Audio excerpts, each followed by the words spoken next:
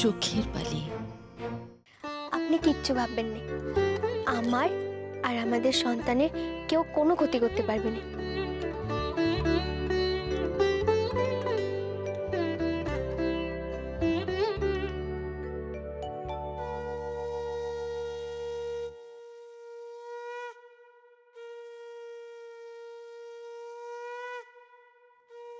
বাচ্চা আমার, বলি এইটুকুনি পিদিমে তুমি কতটুকু আঁধার দূর করবে গো? তোমার জীবনে তো এখন ঘোর অমাবস্যা নেমে এসেছে। মইনের বউ হয়েছে গে সুয়োরানী, আর তুমি এখন হয়েছো গে দুয়োরানী। মইনের বউয়ের কোলজোড়া ছেলে এলে তারা তোমাকে এক কাপড় এ বাড়ি থেকে নির্বাসন দেবে। আর সে কথা শোনার পর থেকে না বাচ্চা, আমি শুধুমাত্র তোমার জন্য ভেবে ভেবে মরছি গো। বিশ্বাস করো, তখন তোমার কি হবে বলো দেখি বাচ্চা? তখন তুমি খাবেই বা কি আর পড়বেই বা কি? হ্যাঁ, খুব চিন্তা হচ্ছে জানো তোমার জন্য। তখন না ওই দুয়োরানির মতো শুধু গোবর কুড়ি আর ঘুঁটেতে তোমার বাকি জীবনখানা কাটে। আমার মনের হদিশ আমি কাউকে পেতে দেব না। মনের রাগ ঝাল বের করলে ওরা আমার ফোন দিয়ে ধরে ফেলবে। যতই রাগ হোক, আমাকে মুখে অভিনয় করে যেতেই হবে। বাচ্চা গো, কি এত ভাবছো বলো দেখি? ভেবে কোনো লাভ নেই গো। পুরুষ মানুষরা না অমনটাই হয়। ওই যে কথায় বলে না, পুরুষের ভালোবাসা মেলেচ্ছদের মুরগি পোষা। তাদেরকে কখনো বিশ্বাস করতে নেই, কখনো ভরসা করতে নেই, জানবে। বাচ্চা, কোথায় যাবে কিছু ভেবেছো? সেই চিন্তাতে তো রাতে ঘুম হচ্ছে না কাকিমা। ভাবছি কি করি। কিন্তু কাকিমা, আপনার চোখ মুখ অমন বসা বসা লাগছে কেন? মনে হচ্ছে যেন কতকাল ঘুম হয়। আপনার কি হয়েছে বলুন তো? বাচ্চা গো, তোমার কাছে তো আমি কিছুই লুকোই নে। কি আর বলবো বলো দেখি? এই মইনের বউ না আমাদের জীবনটা একেবারে শেষ করে দিলে, একেবারে ধনে প্রাণে মেরে রেখে দিলে আমাদেরকে। বালি? এ বাচ্চা, মইনের বউ তোমার চোখের বালি, তোমার পরম শত্রু না এখন আমাদের সঙ্গেও শত্রুতা শুরু করে দিয়েছে। আসল কথা কি জানো তো বাচ্চা? কপাল। কপাল বুঝেছো? সব হচ্ছে গিয়ে কপাল। নইলে ভাবো না কেন, সাত তাড়াতাড়ি করে সমুর বেঁধে আমার কপাল শিখেছিল না কিছুতেই। আর বর্দির কপালখানা একবার দেখো, বছর ঘুরতে না ঘুরতে বৌমার কোল আলো করে ছেলে এলো বলে। বাচ্চা গো, দুঃখের কথা তোমায় কি বলবো? তুমি তো এবারে নিয়ম কানুন কিছু জানো নে। এই মুকুট যে পরিবারের দেবতার সম্পত্তি, সব সব না এখন ওই ছেলেই পাবে গো বাচ্চা, ওই ছেলেই পাবে। ও আচ্ছা, এই দুর্ঘটনার কবলে তাহলে ছোট কাকিমা পড়েছেন। এবার তো নিশ্চয়ই ছেলের বউয়ের ওপর আরো অত্যাচার বাড়বে। বাচ্চা গো, আর কত দুশ্চিন্তা তুমি আমার জন্য করবে গো বাচ্চা? আর দুশ্চিন্তা করো না, দুশ্চিন্তা করো না। দেখো তুমি, আমি তো সহজে হাল ছাড়ার পাত্রী নই গো। এর শেষ দেখে তবে আমি ছাড়বো, দেখো। কিন্তু এই যে আমার আপনার হাতে নেই কাকিমা, কপালের লিখন আপনি কি করে খণ্ডাবেন? আমি যে কোনো উপায় খুঁজে পাচ্ছি না। আছে বাচ্চা, আছে, উপায় আছে। মাথার উপর যখন ভগবান আছেন তখন জানবে উপায়ও আছে, উপায় বের করতে হবে। আছে? বলুন না, সত্যি উপায় আছে? আমার না খুব জানতে আগ্রহ হচ্ছে। বলুন না ছোট কাকিমা। বলবো বাচ্চা, বলবো, একটু রোসো, অত অস্থির হয়েও না। হ্যাঁ বলবো। আসল কথা কি বলো দেখি? দেয়ালেরও তো কান আছে। সময় আসুক, তোমাকে আমি সব বলবো, তুমি সব জানতে পারবে, বুঝেছো? এখন না আমার হাতে অনেক কাজ। হ্যাঁ, আমি আসি। আমাকে তো এখন খুব বুঝে শুনে কাজে নামতে হবে। আসি বাচ্চা, হ্যাঁ।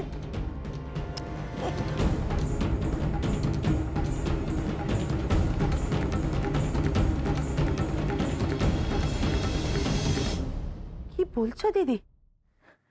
তুমি নিজের চোখে দেখেছো?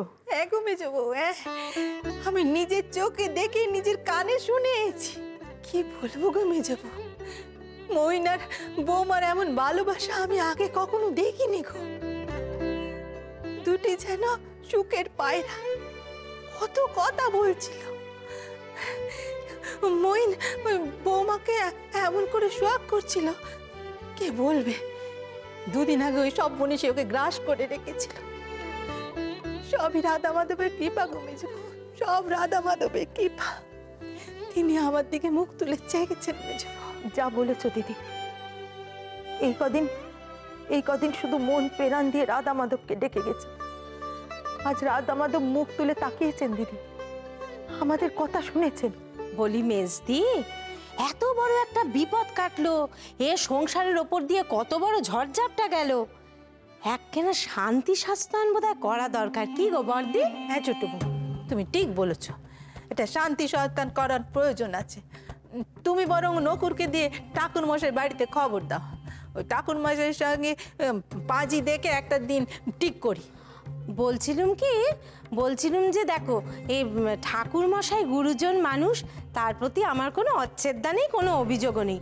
কিন্তু বলছি কি বর্দি, এবারের ওই শান্তি সস্তান না তুমি ওনাকে দিয়ে করিও না, জানো? ওমা, ঠাকুর মশাই এত বছর ধরে এই বাড়িতে সব পুজো আর্চা করছেন, তা তাকে দিয়ে না করিয়ে কাকে দিয়ে করাবো ছোট? এ দেখো মেজদি, বলছি কি ওই বাঁধন যদি দিতে হয় তাহলে খুব শক্ত বাঁধন দেওয়া দরকার। হ্যাঁ, ওই বজ্র আটুনি ফসকা গেল, ওটা কিন্তু ঠিক নয় গো। বলছিলাম যে ফুলু গো, ফুলু। হ্যাঁ গো দিদি, ফুলু, আমার ভাই ফুলু একজন তেকালদর্শী সন্ন্যাসীর খবর নিয়ে এসেছে, বুঝেছো? তার মুখের কথা খনার বচন, সে যদি একবারে ভিটেতে পা রাখে না, তাহলে একেবারে যত ঝামেলা ঝঞ্ঝাট অশান্তি অনাচার অমঙ্গল সব নিমেষে দূর হয়ে যাবে গো, নিমেষে দূর হয়ে যাবে, বুঝেছো? তিনি যদি একে নিয়ে এসে একখানা যজ্ঞ করে দিতে পারেন, বর্দি গো, তোমার বৌমার কোল আলো করে গোপাল আসবে, তোমার সোনার টুকরো নাতি হবে। তখন দেখবে 3 পুরুষ একেবারে সুখে শান্তিতে বসবাস করছে, কোনো গোলযোগ নেই গো। সে কি গো ছোট বউ, তাহলে তো দেরি করা যাবে না, আজই তাকে খবর দিতে হবে। এ তো খুব ভালো কথা ছোট। আমি বলি কি, তুই বরং ফুলুকে এখনই একটা খবর দে। কিন্তু মেজো বউ, মইন যা চেলে, এসব শুনলে আবার তেলে বেগুনে রেগে না যায়। হ্যাঁ দিদি, কথাখানা আমারও মনে এসছে বটে, তার তো কোনো মতিস্থির নেই। কখন আবার কি কারণে ক্ষেপে উঠবে ভগবানই জানেন। বলি আহা মেজদি, বলি তুমি ঘাবড়াচ্ছ কেন? ঘাবড়াচ্ছ কেন? আমাদের সবেধন নীলমণি বেহারি তো আছেই। কি বর্দি, সেই বেহারি মইনকে ঠিক বুঝিয়ে সুঝিয়ে রাজি করাবে, দেখো তুমি। তাহলেই হয়েছে। বেহারি তো নিজেই এইসব জিনিসে বিশ্বাস করে না, সেই কাজ করবে না। দাঁড়াও দেখি, ভেবে চিন্তে একটা উপায় বার করতে হবে। যে করেই হোক মইনকে রাজি করাতেই হবে।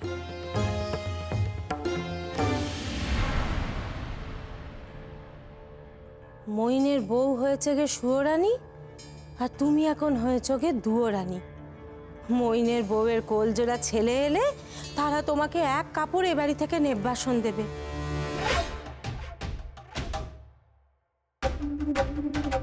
কি ভেবেছেনটা কি মহেন্দ্রবাবু? আমি আপনার ভক্তি করার বস্তু, দামি খেলনা? দেখাচ্ছি মজা। ওই আশালতা এখন চোখের মনি হয়েছে, নির্লজ্জের মতো আবার ওর কাছে গেছে। বউ নিয়ে এখন সোহাগ করা হচ্ছে। অনেক হয়েছে, অনেক সোহাগ খেয়েছিস বালি। আর না, এবার আমি বরের কাছে তোর সোহাগ খাওয়া বার করে দিচ্ছি, বার করছি আমি।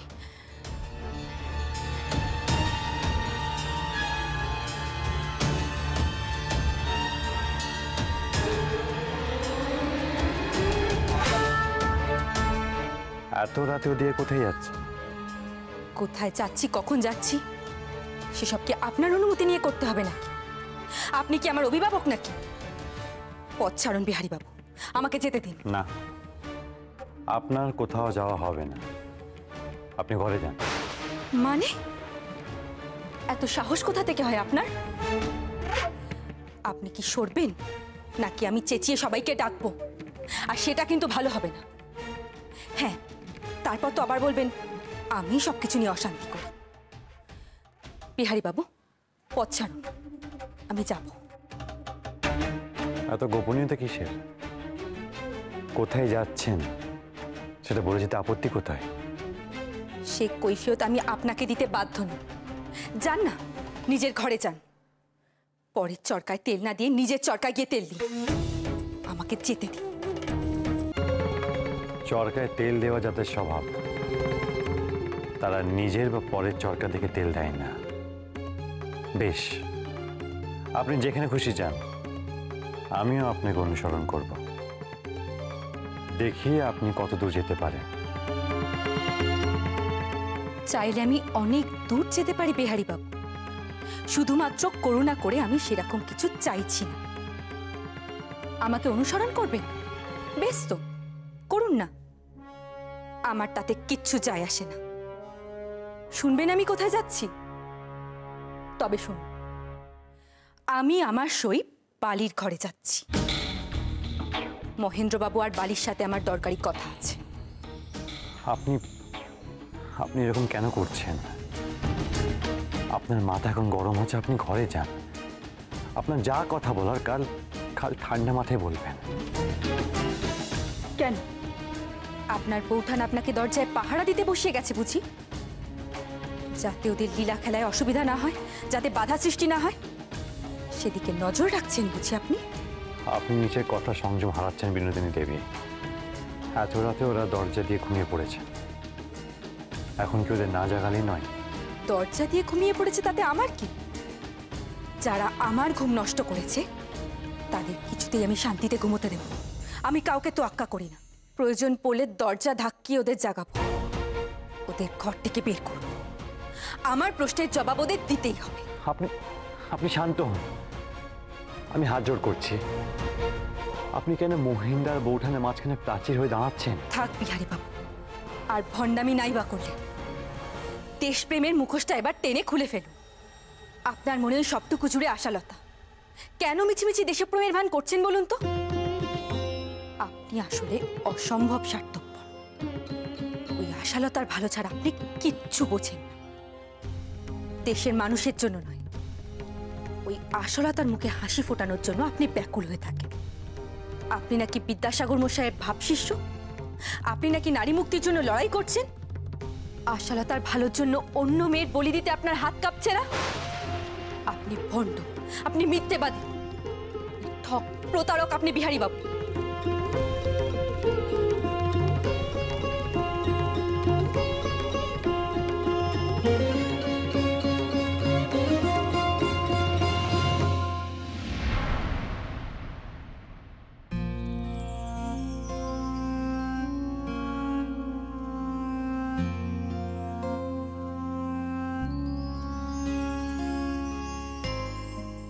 নিন, আপনি এবার শুয়ে পড়ুন, অনেক রাত হলো, আমার বিছানা করা হয়ে গেছে। হ্যাঁ, ঘুমাবো, কিন্তু কিন্তু তার আগে আমার একটা প্রশ্ন আছে, সেটার উত্তর দিতে পারবে? প্রশ্ন? কি প্রশ্ন? আর তার উত্তর যদি আমার না জানা থাকে? তার উত্তর আছে তোমার কাছে, আর আর উত্তরটা আমি তোমার মুখ থেকে শুনতে চাই। না হলে যে আমি স্বস্তি পাচ্ছি না, বারবার আর সব সময় মনটা খচখচ করে উঠছে। কি এমন কথা?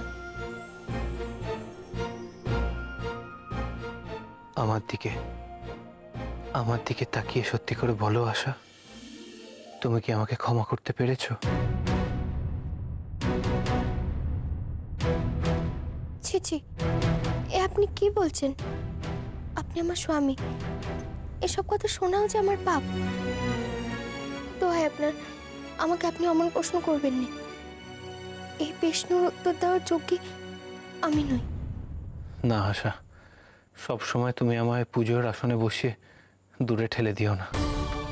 আমি আমি তো একজন রক্ত মাংসের মানুষ, আমারও মতিভ্রম হয়েছিল। আমি আমি কি করেছি, কেন করেছি আমি জানি না। আমি একটা ঘোরের মধ্যে ছিলাম আশা। নিজের উপর যে এখন ভীষণ ঘৃণা হচ্ছে। ছি ছি, এসব কথা আপনি বলবেন না। এই কথাগুলো শুনতে যে আমার ভারী কষ্ট হচ্ছে। বলতে দাও আশা, বলতে দাও আমার। অপরাধ বোধ যে আমায় কুড়ে কুড়ে খাচ্ছে। তোমার মতো একজন স্ত্রী পাওয়ার পরও আমি যে কি করে এমন কাজ করলাম আমি জানি না। বিশাল বড় পাপ করে ফেলেছি আশা। তুমি থাকতেও কি করে তোমার সইয়ের সাথে অমন একটা... এসব কথা আজ থাক। আপনার যদি নিজের কাজের জন্য অপরাধ বোধ হয় তাহলে আর কখনো এমন কাজ করবেন না। এই যে আপনি আমার কাছে এসে ক্ষমা চাইছেন, এটা যে আমার একটুও ভালো লাগছে না। যাকে আমি আমার পুজোর আসনে বসিয়েছি সে আজ আমার কাছে এসে মাথা নত করে দাঁড়াবে, তাতে যে আমার ভরসা ভেঙে যায়, বিশ্বাসও ভেঙে যায়। আপনি হলেন সেই বটগাছ যার নিচে আমি আশ্রয় নিয়েছি। আর আজ যদি সেই বটগাছ ভেঙে যায় তাহলে আমার ঠাঁই কোথায় বলুন তো? তাহলে কেন আমাকে ঠেলে দূরে সরিয়ে দিয়েছিলে আশা? আমি চাইলেও কেন তুমি কাছে আসতে না? মনে মনে আমার প্রতি তোমার অনেক ক্ষোভ ছিল, তাই না? আপনি ভুল ভাবছেন। এটা মন নয়, শরীর। সে আমার শরীর যে আপনার কাছে আসতে চায়নি, কিন্তু মন যে কখনো আপনার কাছ থেকে দূরে সরে যায়নি। আপনার প্রতি আমার কোনো ক্ষোভ নেই। আপনি আমার কাছে আগে ঠিক যেমনটা ছিলেন এখনো ঠিক সেরকমই আছে।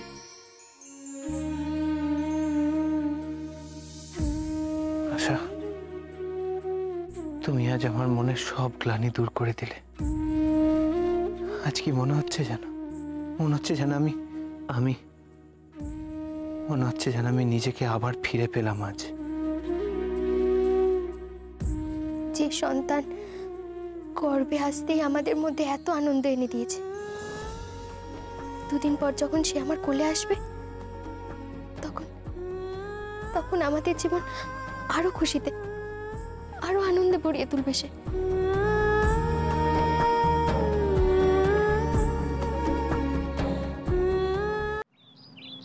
বর্দি, বলি মইনকে কিছু জানিয়েছো? আসতে ছোট বউ, আসতে বলেছি তো মইনকে আমি বলবো। কিন্তু দিদি, হাতে যে সময় আর বেশি নেই কো। ওই ফুলু বলছিল কি কাল অমাবস্যা তো, আর ওই সাধু বাবা বলেছেন কি অমাবস্যায় যজ্ঞ করলে 4 গুণ বেশি ভালো ফল পাওয়া যায়, বুঝেছো? ও দিদি বলি বেহারিকে দিয়ে একবার বলিয়ে দেখো না। ছোট বউ, এত অধৈর্য হয়নি তো। শুনলে না মেজে বউ কি বললো?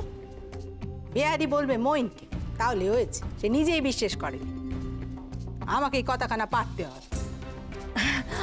ওই তো দিদি, বেহারি এ পড়েছে। তুমি একবার বেহারিকে বলো না, কথাখানা পারো না। না এখন তা আমি বরং পরে গিয়ে... কিছু বললে মা? না বেহারি, তুই যা দেখি।